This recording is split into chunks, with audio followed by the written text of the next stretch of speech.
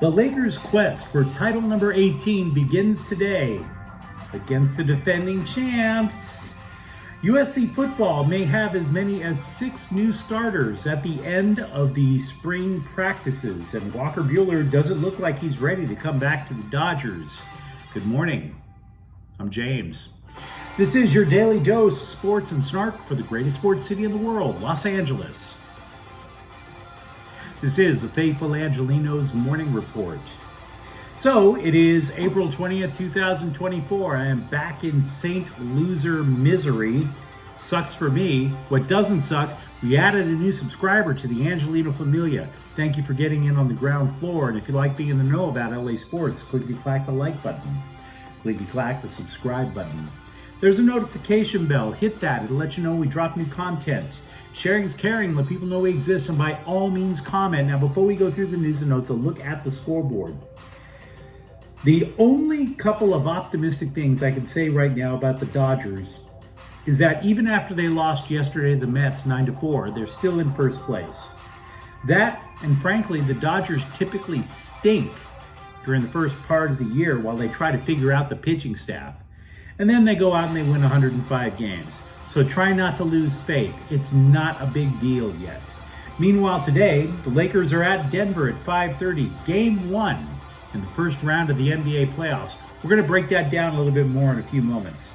The Mets are at the Dodgers again at 1 o'clock. Gavin Stone is 1-1 with a 6.14 ERA. Jose Butto, 0-0 with an ERA of 0.75. The New York Red Bulls are at LAFC tonight at 7:30. Don't go to sleep on Red Bull. Womp womp. Seriously, don't go to sleep on the Red Bulls. They're tied for the lead in the MLS Supporters Shield standings. But let's get to the news. Now look, obviously guys, even the biggest Laker fan has to admit kind of an underdog going into this series.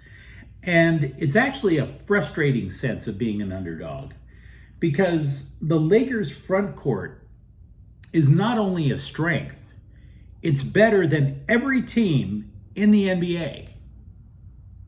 Except the Nuggets. Yeah, like for example, LA is a little bit taller, but the Nuggets are heavier.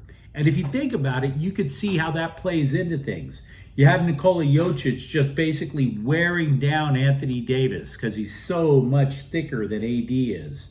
And so after a while, you see the Lakers counter by switching other people on the Joker just to give Davis a chance to recover. And either way, Denver is the only team where the Lakers, at best, might draw even in the paint. And if the Lakers' perimeter players help out with the double team, as you would want them to do, then the Joker just kicks it out to Jamal Murray to shoot from the outside. So the question then becomes, what can LA do differently that they weren't able to do last year? And I have some random ideas of what to expect in this series, what to do, and what to avoid. So number 1, earlier this week, I was mentioning how LA signed Gabe Vincent to try to stem Murray's impact. In last year's NBA Finals, he cut Murray's points per game average from 36 points down to 30. Now, 30 is still a ton, but 6 points less is actually a pretty good help.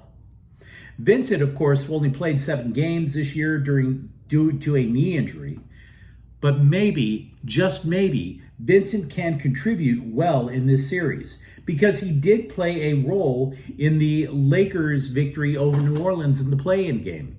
Vincent was the guy who had to D up on CJ McCollum, for example. Point 2, I believe you're going to see a lot less of Cam Reddish and Taurean Prince in this series.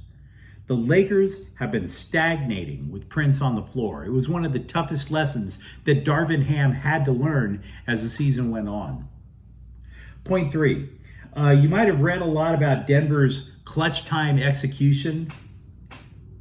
Honestly, that just sounds like psychological claptrap to me.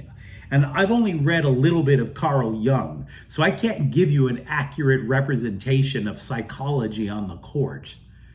And I'm kind of weirded out by sports writers who all of a sudden think that they can channel Freud, can channel Jung. Go right ahead. Try to be Dr. Jordan Peterson. It doesn't suit you guys.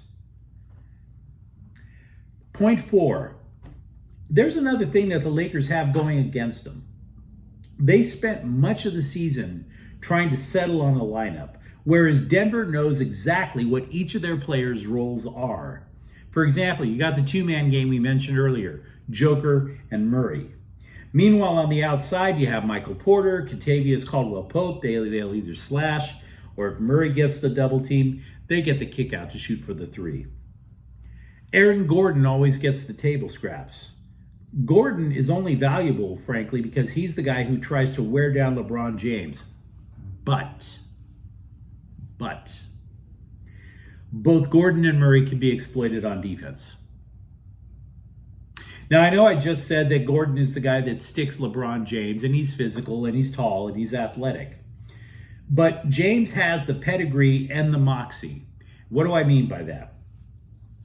I would expect James, who's a lot healthier now than at any point during the Denver series last playoffs, to run a ton of pick and rolls to get Gordon the hell off him. Murray, by the way, whoever Murray defends, that guy's going to score. So it's not like the Lakers don't have a chance to try to put some offense up on Denver. They absolutely do. And that brings me to my final point. After all the chatter of the last few days, Jamal Murray last year outplayed both Davis and James in last year's playoffs, in the conference finals last year. For the Lakers to pull off the upset, that cannot happen again. It's one thing to say Joker is the best player on the court. Fine. LeBron James has to be the second best player on the court. If that happens, the Lakers have a puncher's chance. And then, if Davis and James come in second and third, the Lakers are right in position to make the upset. It's all about, in my opinion, making sure Jamal Murray is not the second best player on the court. And that happens probably in 2 ways. Gabe Vincent has to play out of his mind, and LeBron James, a healthier LeBron James than last year, has to call one pick and roll after another to basically shrug off Aaron Gordon and put up 30 points or plus a game. Now keep in mind, none of this is to predict an upset. The smart money is still on Denver for a reason. But if you're looking for a pathway for the Lakers to get the upset, that's it, in my opinion. The Athletic reviewed 25 new players for USC in the spring practices, and there is some good news for the Trojans. Some roster spots appear to be decided. Some depth chart spots appear to be decided. For example, it seems that they probably have their new primary running back in Woody Marks, a transfer from Mississippi State. We've talked recently about how Lincoln Riley prefers powerful backs who can catch the ball, as opposed to little, quick, speedy backs. Marks is a powerful back who can catch passes. So he fits in right in with what Riley wants. As for Jaden Maava, who came from UNLV after leading the Running Rebels to a bowl game, the quarterback job is still pretty much considered Miller Moss's to lose. So there are still questions as well at right tackle and wide receiver. But meanwhile, the work to upgrade the defense, all of those names that you've heard bandied about, both in the coaching staff and the transfer portal and recruiting, seems to have borne fruit. We know that they have a likely starting linebacker in Easton Mascarenas-Arnold, who was an all Pac-12 selection last year with Oregon State. They haven't made it official, but you may as well just write that guy's name in as a starter. It is also possible that the Trojans would have landed 3 new starters in the defensive backfield, with safety Akili Arnold, also from Oregon State. Coaches say he's taken a leadership role, so they like that a lot. Kamari Ramsey, ex-UCLA, should start. Another transfer from the Bruins, corner John Humphrey. Now, he had surgery, so he missed a lot of spring ball, but he should still be in a position to start this fall. Finally, up front, you have defensive lineman Nate Clifton, formerly of Vanderbilt. And he's going to be critical because the Trojans lost Isaiah Rakes to the transfer portal. Rakes was supposed to be the ideal interior partner with Bear Alexander. So now you're probably looking at Clifton. So when you throw all that into the hopper, and no, I'm not reviewing all 25 players because some of them are just not going to be playing this year, it seems to me that the Trojans have one definite starter at one of the most important offensive skill positions and as many as 5 new defensive starters. So the Trojans did go to work this offseason. I realize we've all been looking to Oklahoma City with hope, which is ironic because I've been to Oklahoma City. And I'm here to tell you that is a city that Hope just skipped out on. Hope was like, nah, we ain't want nothing to do with Oklahoma. But there we are, hopeful in Oklahoma City. Be still my heart over a Walker Buehler comeback. There was actually speculation that he could return to civilization after 4 starts. But statistically speaking, that 4th start really stunk. Can't sugarcoat it. He pitched that 4th rehab start Thursday, and he allowed 2 runs and 4 hits in 2 1/3 innings. Now, you might sit there and say, wait a second, James. 1 bad pitch could equal a 2-run bomb, and that explains the earned runs. But that's not what happened, because he walked 4. Not only that, he threw 68 pitches, and only 34 of them were for strikes. So he couldn't find the plate. He probably has at least 1 more start before he comes back to LA. Left-hander Drew Pomeranz has opted out of his minor league deal with the Dodgers. This is according to The Athletic. He's been working to get back to the majors after losing a couple of years due to flexor tendon surgery. He's a free agent right now. Meanwhile, outfielder Taylor Trammell, who the Dodgers claimed from Detroit, and he went 0 for 6, so the Dodgers put him on waivers. He was picked up by the Yankees, so at least he has a job in this economy. I don't like talking much about Bronny James because there's just not enough to suggest that he's going to the NBA. There's a lot of hype. And I'm not saying he's a terrible person, and I'm not saying he couldn't eventually develop a game. I'm just saying right now, it's basically hype. And because he's got his father's name. You know it as well as I do. And it's all very tiresome. I also, in addition to not liking to talk about Bronny James, I don't like repeating what ESPN's Brian Windhorst says because I don't find him to be credible. He just shoots from the hip. He very rarely gives any sources. So what I'm saying with this next take is you combine Bronny James with Brian Windhorst, and it's like creating this vortex of uselessness.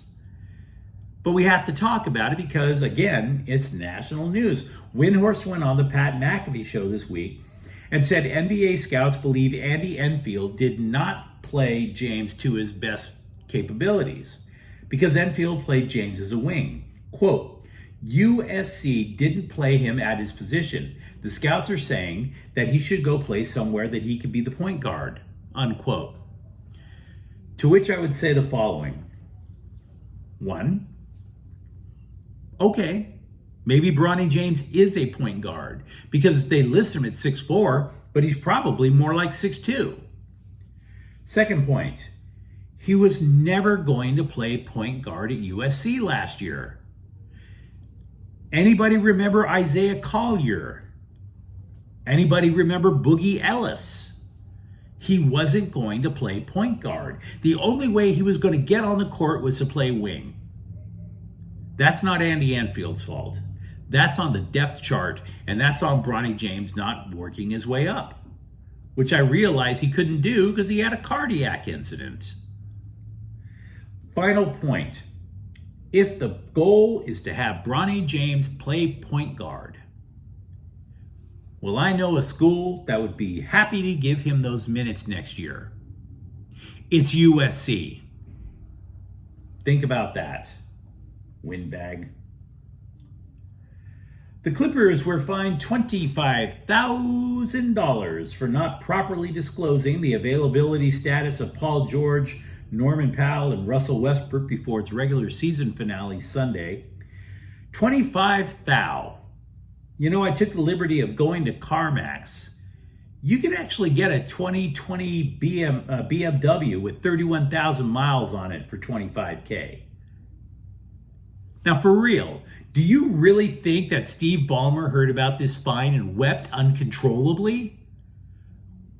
Come on, NBA, what are you talking about? Like Steve Ballmer is sitting there going, oh my God, where am I going to get $25,000? All I have is generational wealth from being CEO of Microsoft. 25 grand. Gee, that's punishment for a guy like that. LAFC will, and I can't believe I'm saying this, they will play Las Vegas Lights FC at 7:30 on May 8th. The reason I say I can't believe I'm saying it is because the Lights have been one of the worst run soccer franchises in American sports history. You may be a Galaxy fan. I am. You could be the biggest LAFC hater on the West Coast. The Las Vegas Lights are beneath LAFC. They should never share the same field. And for that matter, that stadium is beneath LAFC. Have you ever seen Cashman Field? It's in a Vegas ghetto. There's literally, after the match, going to be an over-under on how many toothless crackheads that the team bus is going to be rolling over on the way back to the Strip. The pitch, it's in a former minor league stadium, and it totally looks like a sandlot. The Lights have never reached the USL playoffs in its 8 years of existence, and that includes the 1 year that Steve Cherundolo ran the team. And yet they're going to face LAFC. What the hell? Carl Grundstrom has returned to the LA Kings from the Ontario Reign. It was a sort of kind of rehab stint. If he's activated for the playoffs, he will most likely be playing on the fourth line. But you let me know what you think in the comments thread. Tell me how you think the Lakers are going to be able to compete with the Nuggets. Tell me if you think USC football has enough accomplished after spring practice. And if you enjoyed the content, don't forget to subscribe to Faithful Angelenos. We're talking LA sports every single day here. Thank you for watching. I'm James. We'll be back tomorrow. Faithful Angelenos is a Kian Cortel Queso production. Take care.